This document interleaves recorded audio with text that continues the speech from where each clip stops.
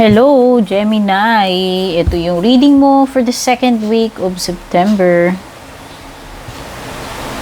So, I'm Purple Teen nga pala sa mga bago dito. Kung di pa po kayo nakaka-subscribe, please don't forget to subscribe dito sa aking YouTube. Paki-like and follow na rin yung aking Facebook page, Instagram, and TikTok. Sa mga interested sa personal readings, mag-send lang kayong private message sa aking FB page. Yung link at details na kailangan nyo is nakalagay sa description below. Gemini, lucky day mo is Saturday. Lucky numbers mo 8, 44, 43, 24, 3, tsaka 23. Tingnan na natin yung current energies.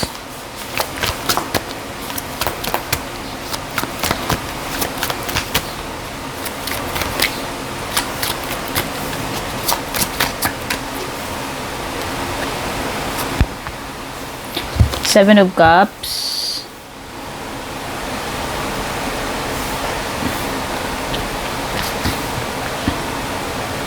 Pwedeng you are confused right now. And also there, pasensya na sinisinok ako guys. Okay, ang nasisense ko with the Five of Swords is conflict, no? So pwedeng magkaroon ng exchange ng maanghang na na salita between another person, no? So ibig sabihin pwedeng may makasagutan, may makipagtalo. So minsan parang nafe-feel ko rin to, parang pag nawawalan ka na, alam mo yun, yung minsan parang pagka naaapektuhan na yung dignity mo, no? Parang self-worth and dignity, self-respect. Alam mo yun, nung pag lumalagpas na sa boundaries yung tao na involved dito, nakadeal mo. Okay? Na parang minsan kapag ka parang dumarating sa point na napapahiya ka or na-abuse ka in a way, no? Yung parang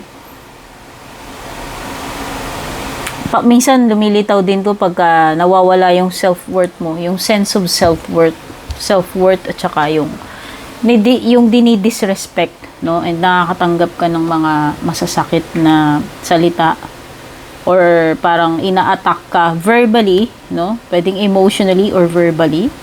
So minsan this is also a card of hostility. Whether nagkakaroon kayo ng physical contact o hindi ko wala, pero parang pagiging hostile, no? Pagiging hostile sa iyo kung sino man yung person na ka-deal mo. You also have the Magician. So this is parang sinasabi dito, ang nasa-sense ko with the Magician is you have the power, no? To create your own reality.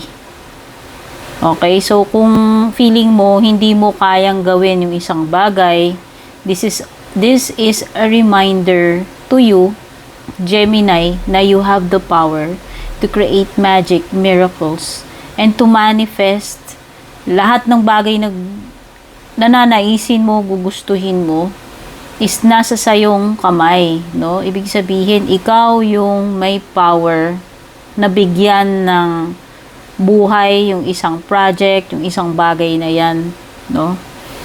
So, do not underestimate kung ano yung kaya mong gawin sa sitwasyon mo. Ayun yung nafe-feel ko dito, no? And with the Seven of Cups, ewan ko kung nabanggit ko na, pero yun nga, mukhang may confusion. Actually, delusion. Nafe-feel ko dyan, parang nagkakaroon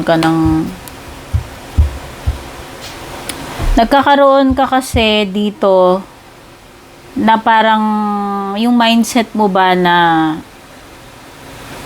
feeling mo mahirap i-achieve itong bagay na to na tinutukoy ni Seven of Cups, pero actually may kapangyarihan ka, may kakayahan ka to achieve this, no? Pwedeng pwedeng hindi mo lang nare-realize yung full potential mo, pero meron, Gemini. Okay? Marami kang options dyan, Gemini. Pwede mong hindi i-continue, pwede mong piliin yung gusto mo, no? Pwede mong gawin yung dapat or hindi dapat. Bottom line, ikaw talaga yung magde-decide, mamimili. Ano sa tingin mo yung para sa'yo?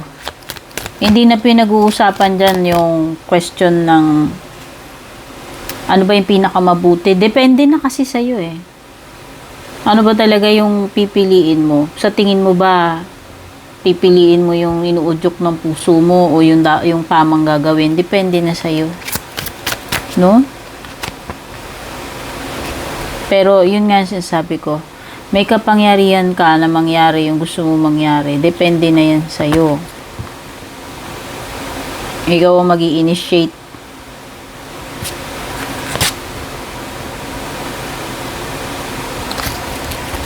Knight of Swords. So, pwedeng merong ano dito, ha, kapareho mong air sign or pwedeng ikaw lang naman yan. Okay? Someone here, ang napipil ko, is someone who is aggressive and assertive, na talagang ipipilit niya yung gusto niya. Ipipilit niya siya yung tama, no? Hindi ko alam kung may nakakadeal kang ganyang person. Or, pwedeng this card is suggesting you kung para sa'yo to. Pwedeng yun yung sinasuggest niya, Gemini. No, kung hindi man ito person na makakadeal mo, gaya nga ng sabi ko, someone na assertive, baka sinasabihan ka niya na dapat i-assert mo yung rights mo or yung ano na sa tingin mong nararapat or tama para sa iyo. No? Kumbaga, hindi ito yung, hindi naman na sinabi na maging forceful ka na ipipilit mo, pero dapat hindi ka dapat too weak to bow to others na parang ipamimigay mo na lang or mangingimi ka na lang para doon sa nararapat para sa iyo. No? So, yan yung nafe-feel ko dyan. Three of Wands is parang taking a step back to assess ano na yung progress mo. No? Yun yung nafe-feel ko na sinasabi ng Three of Wands para sa iyo. Ay, na-assess mo, ano na ba progress ko sa ngayon? When it comes to career, sa business, sa relationship, o whatever, anong topic yung concern mo right now sa sarili mo. Okay? So, this is, parang, bago mo gawin yung plans is parang, nag-i-step back ka para makita mo yung buong picture, yung buong scenario. No? Asan ka na ba dito, ano na yung status mo, no, bago ka mag-act, no, yun yung parang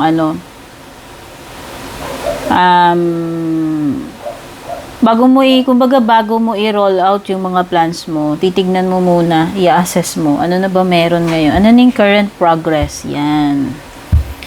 Five of Wands is about conflict, gaya ng sinabi ko, with the Five of Swords, there is also conflict with the Five of Wands. Okay, pwedeng things will not turn out the way you wanted them, no? Pero kaya nga you have to prove your point dito sa Five of Swords at saka sa Knight of Swords, no? Kaya sabi ko dapat maging assertive ka. Kasi pwedeng may mga dito eh. Either may mga forces, tao man, hindi, mga circumstances na talagang minsan may time na gano'n na kung hindi tao yung kumukontra sa atin, yung mismong yung pagkakataon, yung circumstances, yung hindi, alam mo yun, yung umiepal or tumututol dun sa mga plano natin, sa mga bagay na gusto natin gawin. So, eto yun. Pero possible na magkakaroon ng conflict with people o with the person kasi meron kang Five of Swords tsaka Five of Wands. So, sa tingin ko, this is yung mga bagay na kumukontra or hindi nagja-jive, hindi kayo magkasundo sa mga bagay-bagay, hindi kayo nagmi-meet, no? Hindi nagkakaunawaan, hindi kayo nag-agree or yun nga, simpleng kumukontra or hindi pabor. Yan. Circumstances man yan o tao, no? So, yun, pwede nga, sabi ko, pwede nga magkaroon pa ng diskusyon, ng disagreement, no? So, ano naman yung advice ng angels para sa iyo? Gemini.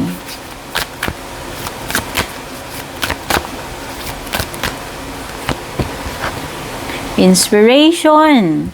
Be prepared as you'll soon receive a visit from the fairy of inspiration. Come dusk or dawn, she can call at any time. Okay. Tawagin mo daw yung inspiration mo, Gemini. Baka yun yung kailangan mo. Baka ngayon ay you are, alam mo yun, hindi ka motivated.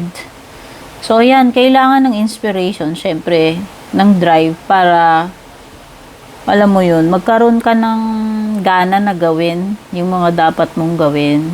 Kumbaga, mas magical, mas effective kung inspired ka dun sa ginagawa mo.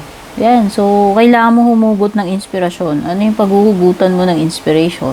No? Siguro yun yung dapat mong pag-isipan.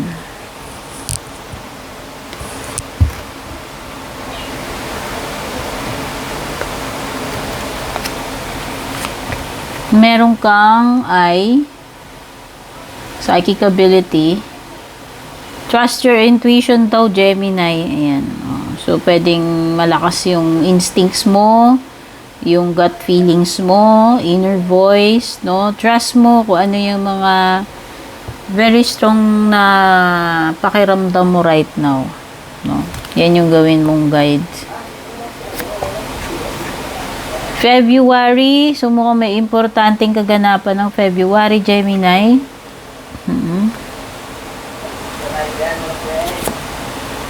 Grapes, time to go out and have fun. So, paminsan-minsan, kailangan mo talaga mag-unwind, Gemini. Yun yung sinasabi sa'yo. Labas-labas din, date din, kasama si person, yung asawa mo, o mga anak mo, mga kaibigan, no? O kailangan din ng relaxation, mag-have fun, hindi yung puro serious lang. Okay? So, ito yung mga nakuha ko, Gemini. No? Para dito sa second week of September mo. Don't forget to like and share. Don't forget to subscribe. Take care. God bless.